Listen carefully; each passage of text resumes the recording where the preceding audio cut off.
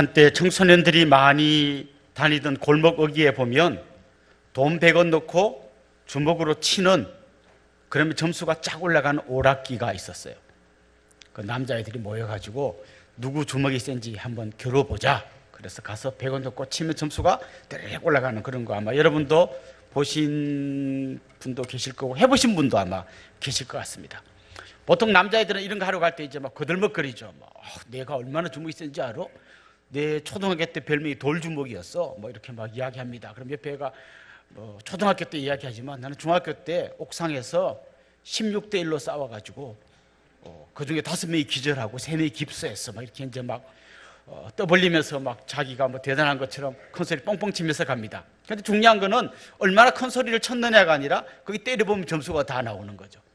그래서 뭐 돌주먹이 딱 때렸는데 77점, 16대 1이 때렸는데 뭐 78점 막 그럽니다. 근데 뒤에 어떤 친구 가만히 입 다물고 있는 친구, 야 너도 해봐. 나 못하는데. 에이 재미로 하는 거잖아. 해봐. 근데 걔가 때렸더니 99점 나오는 거예요. 그럼 누구 주먹이 센가 하면 점수 많이 나오는 애가 주먹이 센 거죠. 저는 가끔씩 이런 생각을 해봤습니다. 우리 신앙생활도 이렇게 좀 점수로 딱 한번 나와보면 내 신앙이 어느 정도인지 알 텐데, 혹시 그런 점수 나오는 거 없을까요? 뭐 점수로 나오지는 않지만 저는 한 가지 확실한 지표가 있다고 생각해요. 이거 보면 그 사람 믿음이 어떤 건지 알 수 있다. 위기를 만났을 때 그 사람의 마음속에 얼마나 평강이 깃들어 있는가, 이걸 보면 그 사람의 진짜 신앙을 알 수 있다. 이렇게 말씀드리고 싶습니다. 평소에는 잘 몰라요.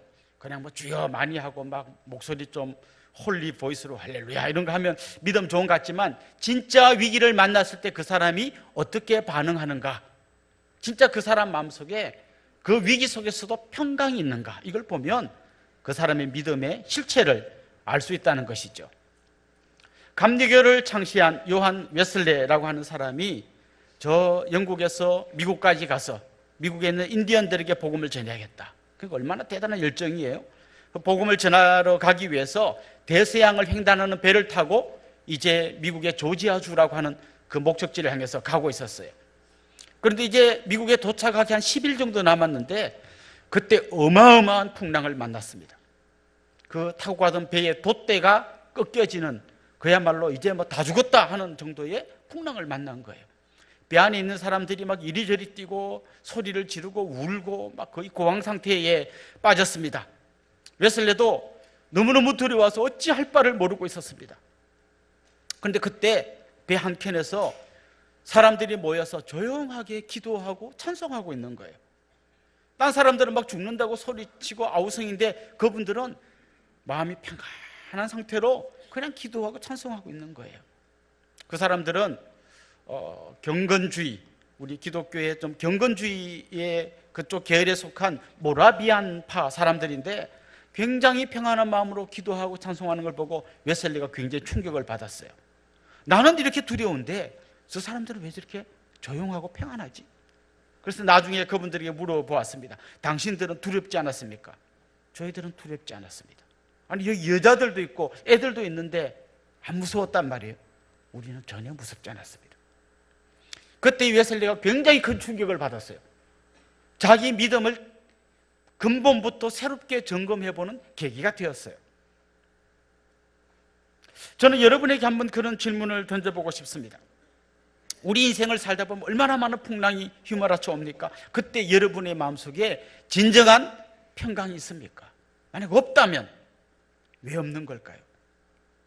오늘 말씀을 통해서 우리의 믿음을 한번 점검해보고 어떤 풍랑 속에서도 평강 가운데서 기뻐하며 감사하는 그런 믿음의 사람들로 우뚝 설 수 있기를 주님의 이름으로 축원합니다. 사실 우리가 인생을 살다 보면요, 파도는 꼭 바다에서만 휘몰아치는 게 아니에요. 그냥 곳곳에서 생각지 않은 파도가 휘몰아쳐 와서 우리를 짓누를 때가 있습니다. 요즘 우리 한 또래들, 뭐 좀 선배들 이런 분들 만나서 잠깐 대화를 하는 시간을 가지다 보면 제일 많이 하는 이야기의 주제가 건강이에요. 나는 고혈압, 당뇨가 생겼고 고지혈증이 생겼고 이제 약을 먹어야 되고 이런 얘기를 하는 분들이 점점 늘어나고 있어요. 그러다가 뭐 너 누구 알지? 지난달에 돌아가셨어. 아니 나보다 뭐 별로 나이 차이도 안 나는 분이 벌써 돌아가셨다는 분도 계시고요. 누구 알지? 그분은 지금 심장이 막혀서 병원에 입원해 있고, 어떤 분은 암에 걸려서 생사를 넘나들고 있고, 이제 그런 얘기를 점점 많이 듣게 됩니다.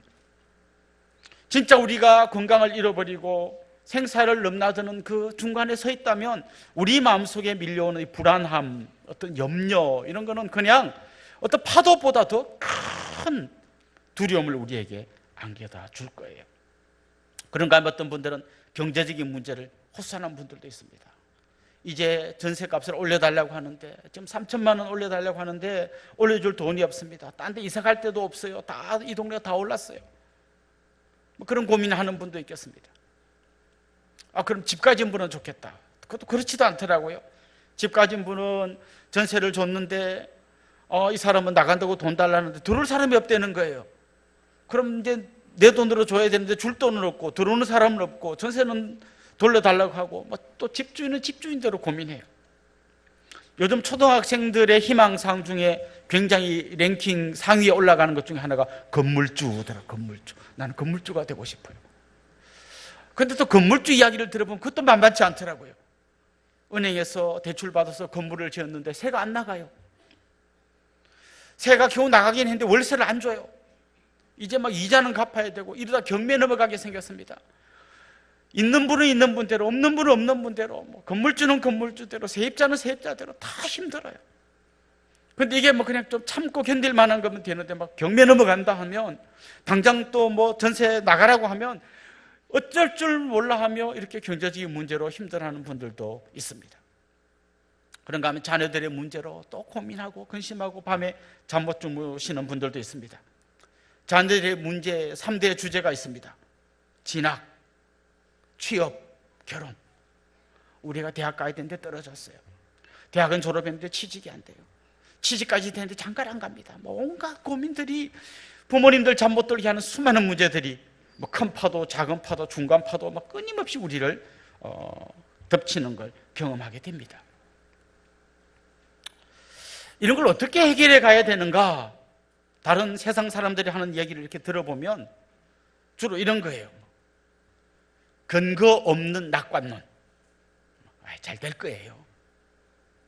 한 2년 전 그때 한참 유행했던 대중가요, 그런데 아마 사람들의 마음이 담겨 있는 거겠죠.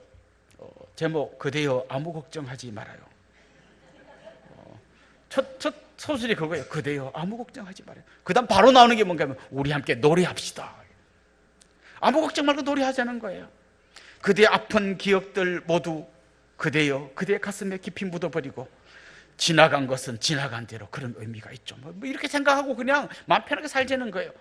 그렇게만 되면 얼마나 좋겠어요. 근데 그런 노래 들을 때 잠깐 좀 걱정 안 되는 것처럼 잠깐 느껴지다가 진통제 약발 떨어지는 것처럼 또 금방 또 걱정으로 돌아가게 되는 거죠.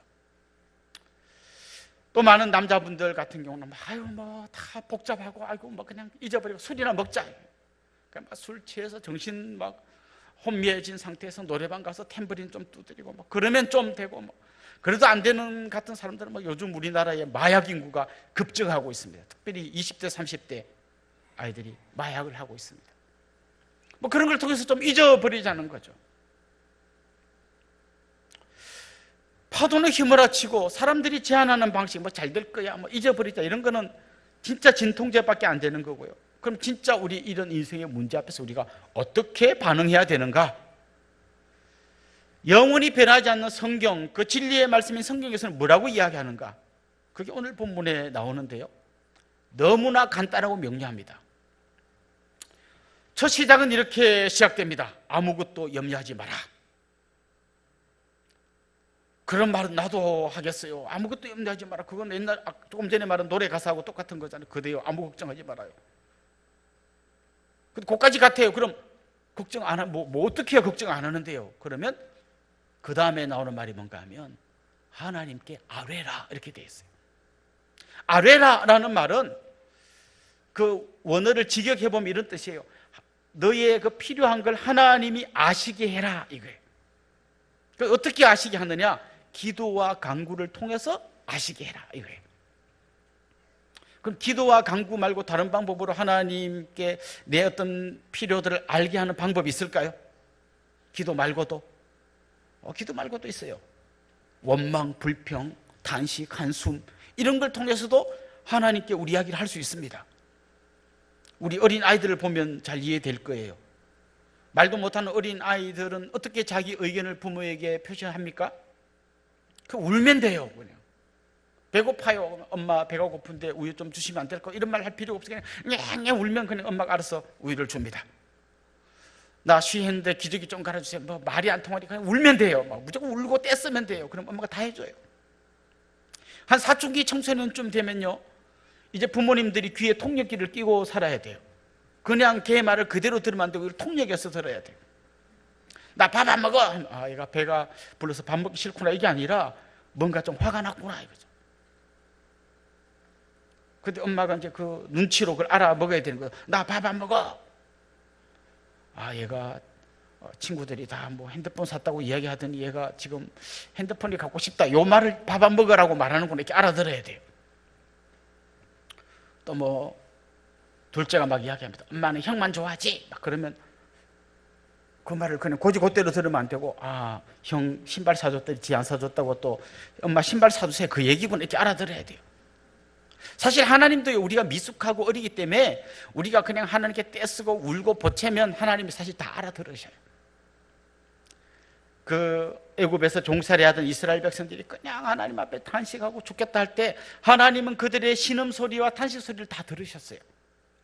그리고 그들을 애굽에서 구출해서 나오게 하셨어요. 때로는 하나님이 이렇게 해주시는 거예요. 그런데 그런 신앙은 미숙한 신앙이에요. 어린아이 신앙이에요. 이제 우리가 믿음이 자라나기를 원한다면 성경이 제안하는 기도와 간구라는 방식으로 여러분의 필요를 하나님께 아뢰세요. 이렇게 되어 있는 겁니다. 그렇습니다. 기도와 간구로 하나님 앞에 아뢰라는 거예요. 그런데 막 기도하는데도 막 염려가 돼요. 그래서 오늘 본문에서는 거기에 대한 해결책으로 또 한 가지 짧은 그 문장이 들어가는데, 감사함으로 하나님께 아뢰세요. 이렇게 되어 있습니다. 기도와 간구로 너희 구할 것을 감사함으로 하나님께 아뢰세요. 그럼 또 우리 마음속에 때문에 이런 질문이 나옵니다. 지금 감사가 나옵니까? 지금 파도가 막 휘몰아쳐서 내가 죽기 직전인데 감사가 나오냐고요. 사실 감사라는 거는요, 하나님에 대한 온전한 신뢰가 있을 때 감사할 수 있는 거예요. 내가 감사가 잘 안 된다면 하나님을 온전히 신뢰하지 못하고 있는 거예요. 하나님 신뢰하려면요, 먼저 내 지나온 세월 동안 하나님이 나를 어떻게 붙들고 계셨는지를 돌아볼 필요가 있어요. 여러분 태어나서 여기까지 오는 동안 하나님께서 여러분을 어떻게 인도해 오셨습니까? 뭐 저도 오늘 그 얘기 하자면 한 2시간, 3시간 할 얘기가 있어요.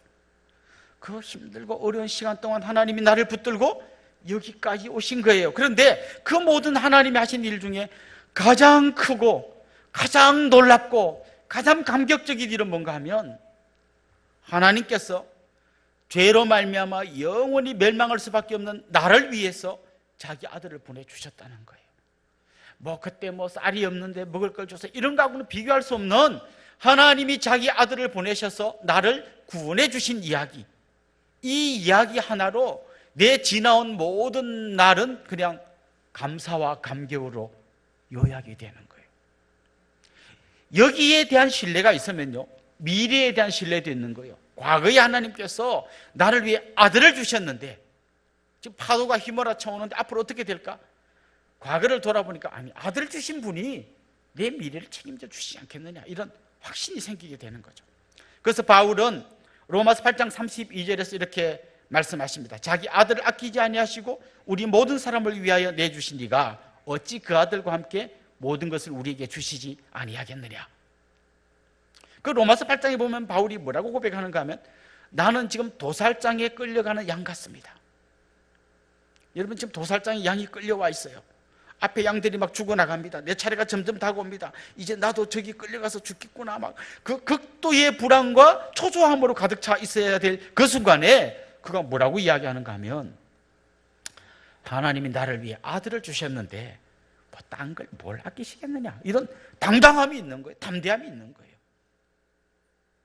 또 한 가지, 하나님을 바라볼 때 하나님의 전지하심, 하나님이 모든 걸 다 아시는 분임을 기억할 때 우리가 하나님을 더 신뢰할 수 있습니다.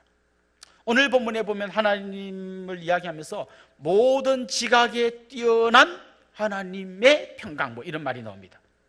모든 지각에 뛰어난 하나님, 이건 무슨 말일까요? 지각이란 말이요, 한국말로 굉장히 어렵습니다. 영어가 더 쉬워요. understanding이에요. understanding. 내 모든 이해에 뛰어난 하나님.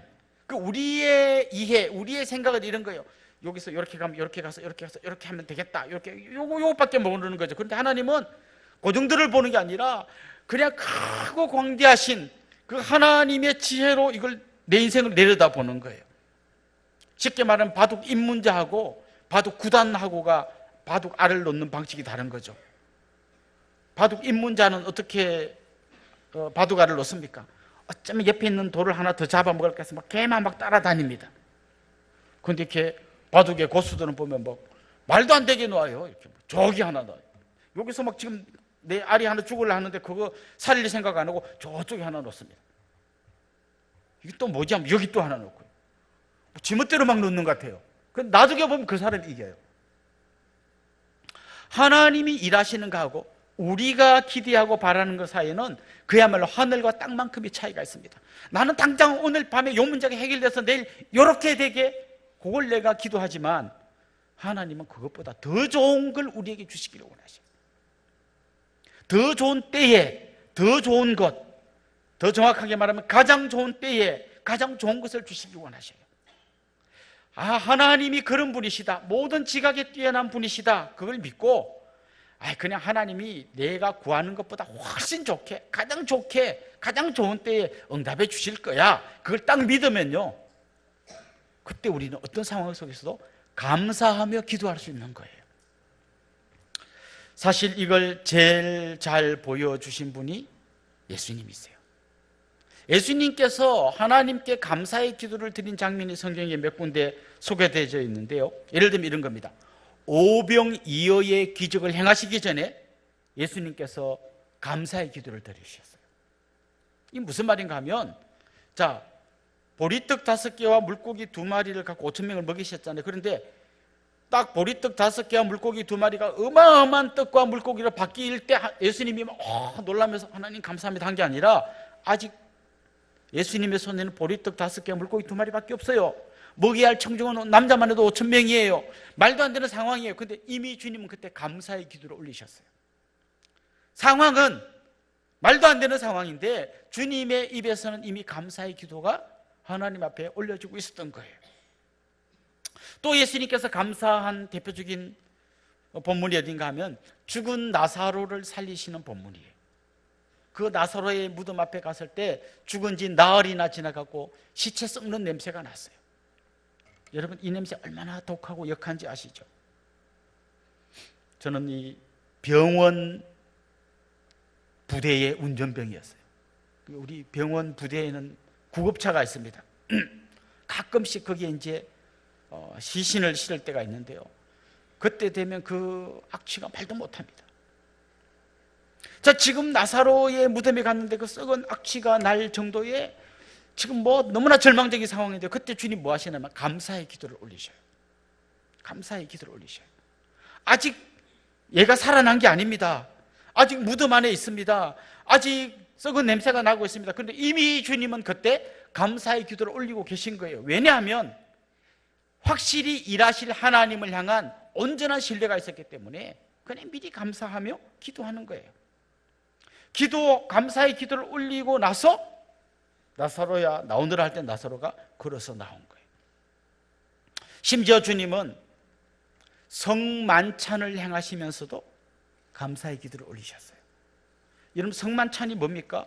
떡과 포도주를 주시면서 이것은 너희를 위해서 찢는 내 살이다, 내 몸이다, 이것은 내 피다, 그야말로 십자가의 죽음을 상징하는 성만찬, 그거 행하시면서 예수님은 감사의 기도를 올리셨어요. 다른 말로 하면 뭔가 하면 십자가를 지시면서도 감사의 기도를 올리면서 십자가로 가신 거예요.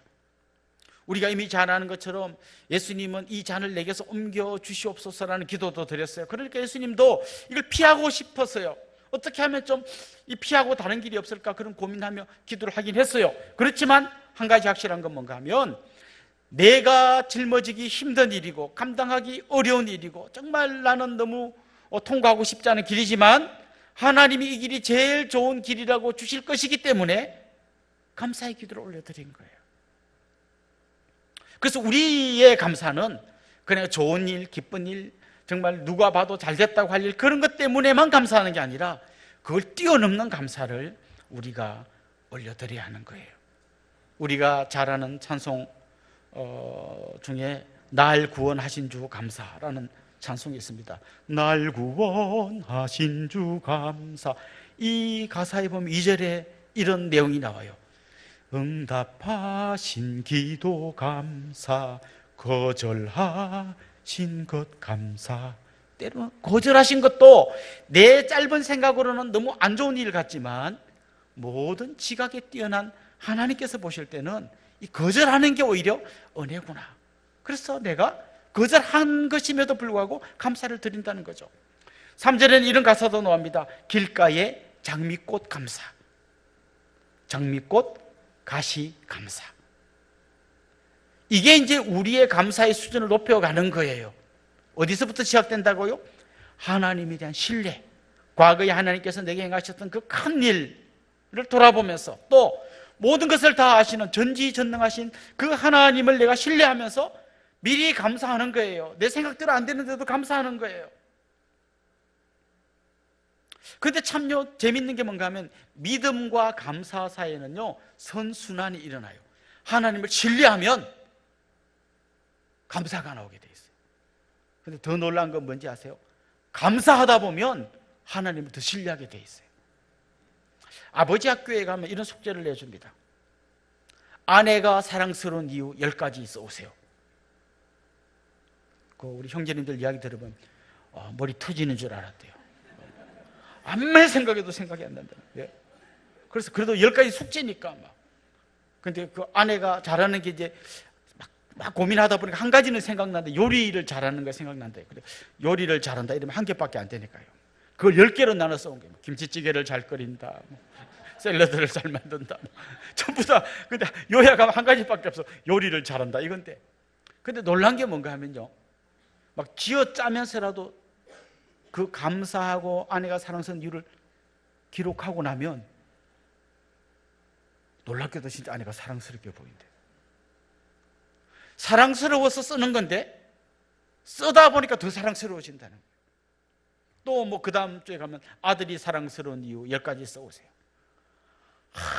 사춘기 아들 막 생각만 해도 머리 터질 것 같고, 아이고 어떻게 저런 애가 우리 집에 태어났냐, 막 애비를 안 닮고 누굴 닮았냐, 막 맨날 그랬는데 그 아들을 생각하면서 그 아들이 사랑스러운 이유를 막 적다가 생각하니까 진짜 너무 사랑스러워서 자는 놈 이마에 뽀뽀를 해줬다는 얘기를 들어봤어요. 놀라운 거는요, 우리가 하나님을 신뢰할 때 감사가 나오잖아요. 근데 이 신뢰가 잘 안 될 때도 감사하기 시작하면요 그 하나님도 신뢰가 되는 거예요. 그래서 신뢰하면 감사가 나고 감사하면 신뢰가 되고 이게 선순환이 일어나는 거예요. 그럼 반대는 뭘까요? 악순환도 있어요. 하나님을 불신하면 감사가 안 나고 염려를 하게 돼 있어요. 오늘 본문은 결국 염려냐 감사냐 이렇게 딱 갈라지는 건데요, 염려하면 감사가 줄어들고 감사하면 염려가 줄어들고 이게 서로 반비례하게 되어 있어요. 그래서 악순환은 뭔가 하면 하나님을 원망하면, 감사 대신 원망하면 하나님에 대한 신뢰가 줄어들고, 하나님을 불신하면 점점 더 불평과 원망이 많이 나오는 이 악순환의 터널에 들어가게 되는 거예요. 그럼 여러분이 혹시 악순환의 터널을 돌고 있다면 여기서 빠져나오는 첫 번째 열쇠가 뭔가 하면 일단 감사부터 하는 거예요. 내 생각으로는 다 이해되지 않지만, 내 계산하고는 맞지 않지만 감사부터 하는 거예요. 그때 하나님께서는 우리를 감사와 믿음의 선순환 안으로 밀어넣어 주시고, 그때 우리는 세상 사람들이 알지 못하는 그런 놀라운 마음의 평강을 경험하게 되는 것이죠.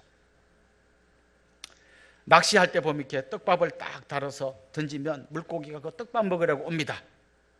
왔다 가는 떡밥만 먹어야 되는데 결국 그 가시 고기까지 딱 물어가지고 결국은 장렬하게 생을 마감하죠. 마귀는 염려라고 하는 떡밥을 달아갖고 우리 앞에 계속 던져요. 계속 던져요. 그러면 그때 내가 감사하고 하나님을 신뢰하고 나가면 이게 보이질 않는데, 그게 점점 식어지면 마귀가 던진 이 떡밥을 보고 염려라는 떡밥을 막 가슴 막 무는 거예요. 물면 어떻게 됩니까? 결국 우리 인생이 쪼그라들고 초라해지고 비참해지고 불평불만으로 가득 차고, 그러다가 더 힘든 삶의 결과로 떨어지게 되는 것이죠. 조지 뮬러라고 하는 사람이 아주 유명한 말을 했는데요, 이런 말을 했습니다. 신앙이 시작되는 곳에서 염려가 끝나고 염려가 시작되는 곳에서 신앙은 끝난다. 저는 이걸 좀 응용해서 이렇게 말씀드리고 싶습니다.